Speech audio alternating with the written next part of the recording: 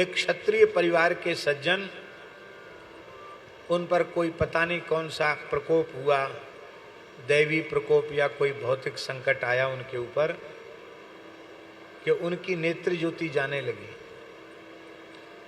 एक आंख पहले बिल्कुल उसकी ज्योति चली गई, दूसरी भी बिल्कुल जाने के कगार पर थी। दक्षिण में शंकर नेत्रालय है, चेन्नई में है, आंख का बहुत बड़ा हॉस्पिटल है। वहां भी गए, लेकिन उन्होंने कहा कि हम बचा नहीं सकते।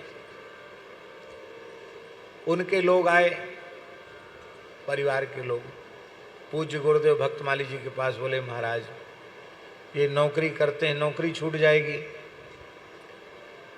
और छोटे छोटे बच्चे हैं और कोई साधन नहीं है, ये नेत्रहीन हो जाएंगे तो बच्चों का क्या होगा। तो महाराज अब डॉक्टरों ने तो, जो सबसे बड़े आंख के डॉक्टर थे, उन्होंने हाथ खड़े कर दिए, अब आप आशीर्वाद दीजिए ये ठीक हो जाए। तो हमारे महाराज जी ने कहा कि पंडित जी आप धर्मसंघ वाले गुरुजी के यहाँ पढ़ने जाते हैं, गुरुजी को बता देना, उनसे कोई अनुष्ठान पूछ लेना। ठीक है। हम गुरुजी के यहाँ पढ़ने जाते थे, तो हमने पूज्य धर्मसंघ वाले गुरुजी से पूछा, नाम आप सब उनका जानते होंगे? नहीं जानते। वृंदावन में ऐसे अद्भुत महापुरुष थे जो कम से कम 12-13 घंटे रोज पढ़ाते थे। और धर्म सम्राट पूज्यपाद स्वामी श्री करपात्री जी महाराज कहते थे, कलिकाल में विशुद्ध ब्राह्मण का दर्शन करना हो तो पंडित श्री राजवंशी द्विवेदी जी का दर्शन करना चाहिए। हमको 12-13 वर्ष तक उनके चरणों में बैठकर पढ़ने का अवसर मिला। सनातन धर्म का कोई ऐसा ग्रंथ नहीं था, न्याय व्याकरण वेदांत पूर्व मीमांसा उत्तर मीमांसा, जिस ग्रंथ को वो बिना देखे न पढ़ा सके। रात्रि को 2 बजे गुरुजी जग जाते थे, 24 घंटे में एक समय आहार लेते थे, रात्रि को केवल दुग्ध लेते थे। पूरे जीवन 1100 गायत्री का जप किया उन्होंने। त्रिकाल संध्या, बहुत पवित्र आत्मा थी। तो हम गुरुजी के पास गए, उनके गुरुजी ऐसी ऐसी समस्या है। गुरुजी बोले उपाय तो है,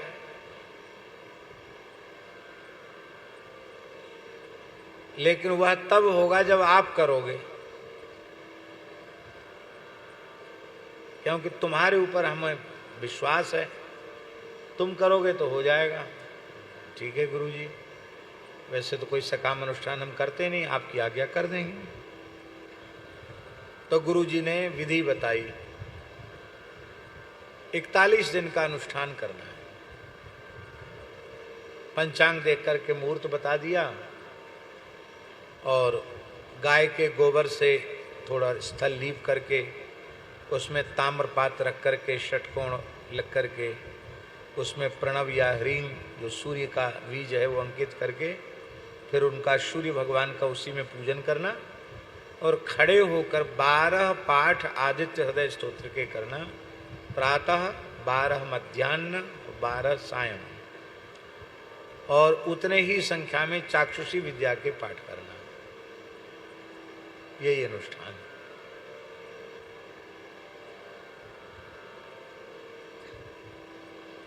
तो हमने किया। आप आश्चर्य मानेंगे कि जिस आंख में बिल्कुल ज्योति चली गई थी उस आंख में भी नृत्य ज्योति आ गई, जिसको डॉक्टर कहते थे भाग नहीं सकती है, और जो बिल्कुल नष्ट होने के कगार पर थी, फुली आ गई थी, वो अपने आप धीरे धीरे ठीक हो गई। अभी भी वह व्यक्ति स्वस्थ और प्रसन्न चित्त विराजमान है अपने परिवार में। अब तो रिटायर्ड हो गए लेकिन अभी हैं।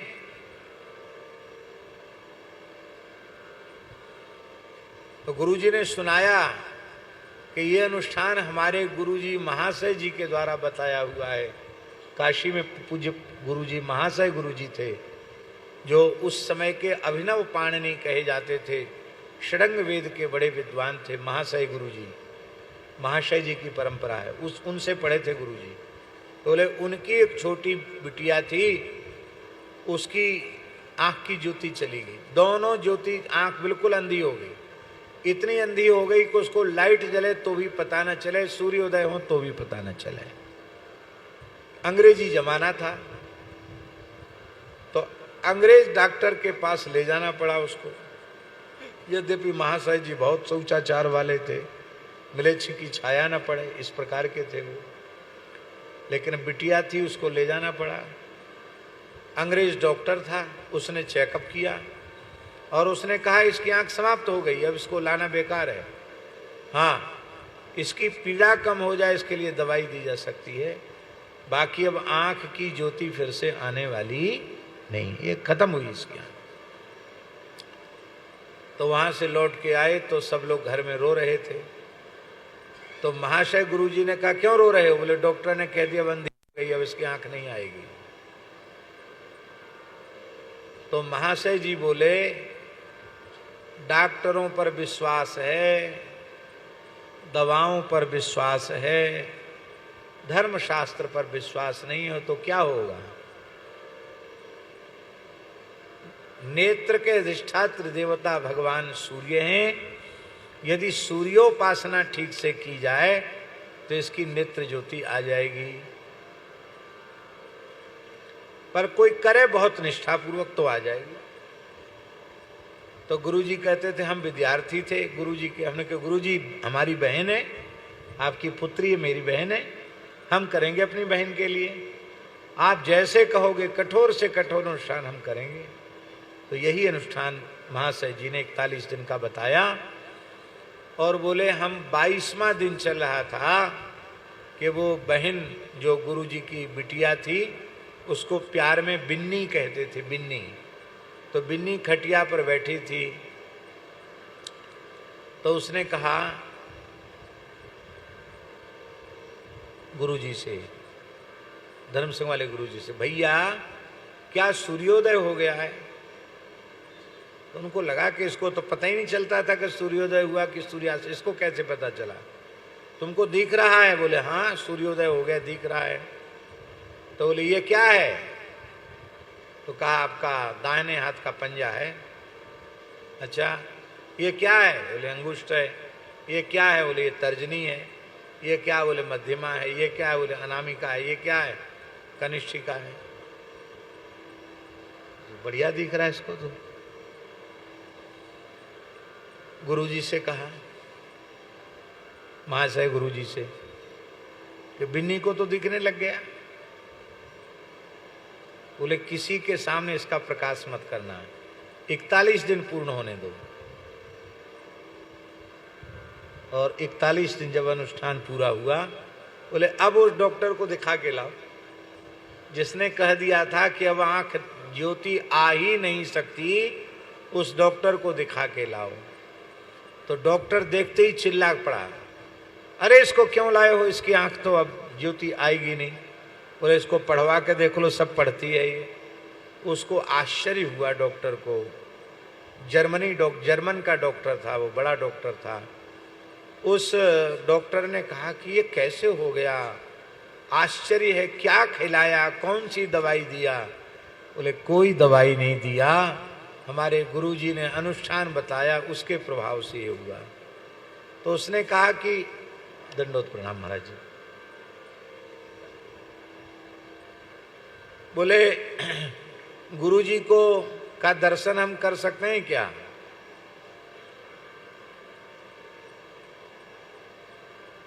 तो बोले गुरुजी से पूछना पड़ेगा,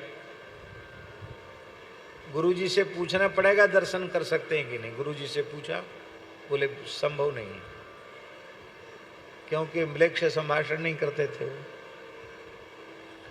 बोले हम दशाश्वमेध पर स्नान करके सवेरे आते हों संध्योपासन करके, तो उस डॉक्टर को बोल देना दूर से दर्शन कर सकता है, हम उसकी तरफ देखेंगे नहीं, उससे बातचीत नहीं करेंगे।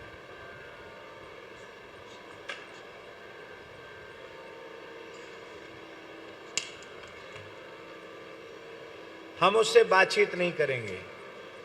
तो गुरुजी कहते थे, धर्म संघ वाले गुरुजी, की ठंडियों का समय था और वो जर्मनी डॉक्टर गुरुजी स्नान संध्योपासन करके आए, भोर में कोहरा पड़ रहा था और वो आया, उसने जैसे ही महाशय जी को आते हुए देखा तो अपना हेड उतार दिया, अपने जूते उतार दिए उस डॉक्टर ने, और दूर से धरती पर लौट कर साष्टांग प्रणाम किया और गुरुजी उसकी तरफ बिना देखे आगे बढ़ गए।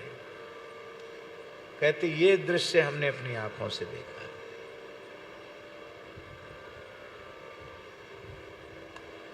उस समय रामानुज संप्रदाय के एक बहुत बड़े विद्वान थे, श्री देवनायकाचार्य जी, जो पूज्य धर्म सम्राट स्वामी करपात्री जी के दक्षिण बाहु माने जाते थे। वो महाशय जी के ही शिष्य थे, उन्हीं से पढ़े थे। महाशय जी के शिष्य, हमारे धर्म संघ वाले गुरु जी भी महाशय जी के शिष्य थे, उनसे पढ़े थे। ये बात हम इसलिए कह रहे हैं कि हमारे यहाँ जो कुछ लिखा है वह सर्वथा सत्य है, उसमें मिथ्या की कल्पना मत करना। बाकी जिस मर्यादा से हमें करना चाहिए उस मर्यादा से हम नहीं करते। केवल भागवत का मूल पारायण सविधि कर दिया जाए तो असाध्य कार्य भी सिद्ध हो जाएगा, और ऐसे अनेकों चमत्कार हुए हैं।